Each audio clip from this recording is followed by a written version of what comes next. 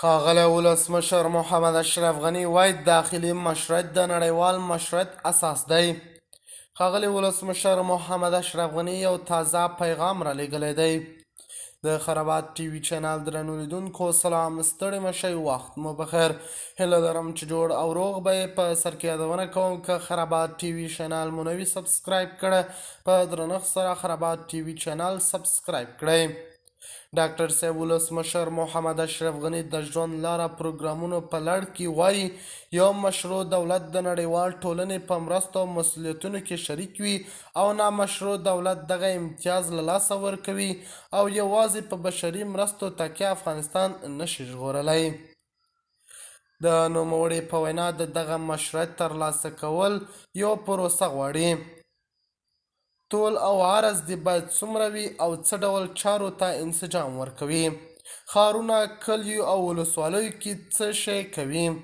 دا ټوله پروسه باید په لنډ مهاله 15 کلن او د اوږد مهاله 15 کلن پروګرام چوکاټ کې راټولېدلی شي. له تاریخه باید زده کړه وشي، د ملت غږ باید آزاد شي، د ملت له غږ څخه باید ډار ونه شي. ملت جګړه او وینه نه غواړي، خو تګلاره او وحدت له ټولو غواړي.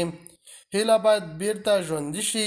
21 اقشار نن ټول ناهیلي شوي دي. ښاغلي غني وایي دا مهال افغانستان په دوو لارو کې واقع دی. یو دا چې یو څو ورځو واک او ځواک ته وکتل شي، او دویم باید د راتلونکي لپاره ټول ابعاد په اساسي ډول وڅېړل شي. ترجیح مرګ غواړي او که ژوند؟ د دقیق چې ټول ژوند غواړو، نو باید پوه شو چې څه باید وکړو. د خرابات ټي وي چینل درنو لیدونکو دا زموږ ته د مهال چمتو کړی خبر.